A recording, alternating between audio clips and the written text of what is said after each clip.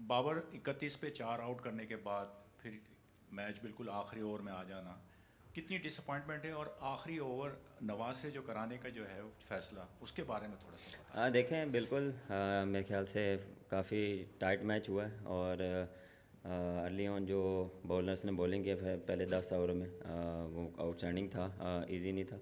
लेकिन मेरे ख्याल से क्रेडिट देना चाहिए हार्दिक पांड्या और विराट कोहली को, जिस तरह उन्होंने मैच फिनिश किया और मोमेंटम शिफ्ट किया इंडिया की तरफ से। बेसिकली प्लान ये था कि अपने मेन बॉलर को लाना, कि हमें वहाँ पे थोड़ा होने वहाँ पे हमें विकेट चाहिए थी, क्योंकि वहाँ पे हमें क्योंकि पार्टनरशिप बिल्ड हो रही थी, तो उस टाइम पे मुझे लगा कि अपने मेन बॉलर ला के प्रेशर बिल्ड करना चाहिए। लेकिन वो हुआ नहीं मेरे ख्याल से। जिस तरह मेरे ख्याल से जिस तरह विराट कोहली खेला और जो उसने क्लास शो करवाई, क्लास तो है लेकिन उसने और मज़ीद अपनी क्लास शो करवाई है। लेकिन मेरे ख्याल से नवाज़ ने भी देखें क्लोज मैच गया है, और मेरे ख्याल से लोगों ने काफ़ी इन्जॉय किया होगा। जी सर।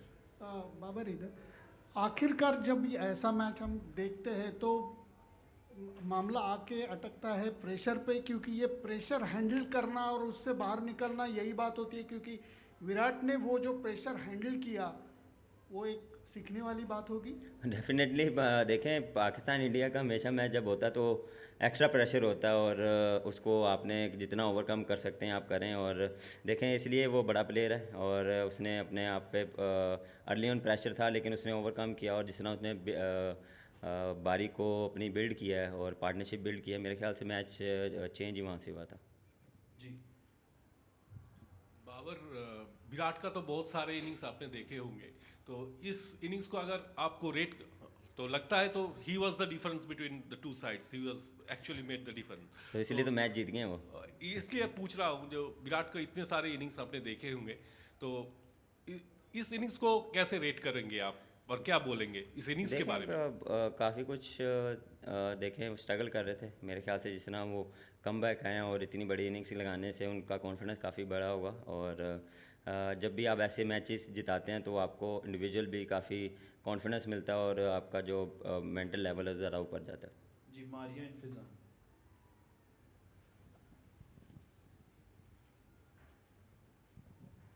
बाबर, पहला मैच आप अनफॉर्चुनेटली पाकिस्तान हार गया। अब पूरे वर्ल्ड कप अगले मैचेस के लिए आप कितने ज़्यादा पाकिस्तान टीम होगी?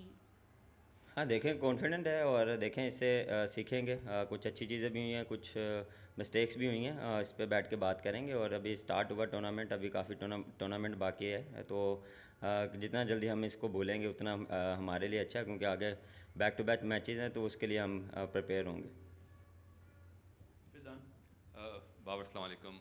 नॉट अ गुड स्टार्ट और कॉन्फिडेंट तो आप है, बट अगर इस मैच की बात करें आखिर के 3-4 ओवर तक ये लग रहा था कि मैच हमारे हाथ में। तो उस वक्त आपकी बॉलर से क्या बात हो रही थी, थोड़ा सा उस हवाले से बताया। और कितने डिसअपॉइंट हुए कि हमारी जो दुनिया की बेहतरीन बॉलिंग लाइन है वो डिफेंड ना कर सके आखिरी 3 ओवर में 48 प्लस रन। देखें जब आप क्लोज मैच आते हैं तो दुख होता है, और बात यही चल रही थी कि अपना बेस्ट दें और सिचुएशन के हिसाब से, क्योंकि वहाँ पे हमें विकेट चाहिए थी। और जिस तरह वो खेले हैं बॉलर्स ने पूरी एफर्ट की है, लेकिन अनफॉर्चुनेटली हम वैसा एग्जीक्यूट नहीं कर पाए एंड के ओवर में। और जहाँ पे हमें विकटें चाहिए थी वहाँ पे हमें मिले नहीं। लेकिन फिर क्रेडिट दूंगा उनके बैट्समैनों को जिन्होंने इस तरह फिनिश किया। पिंक शर्ट इन असगर साहब।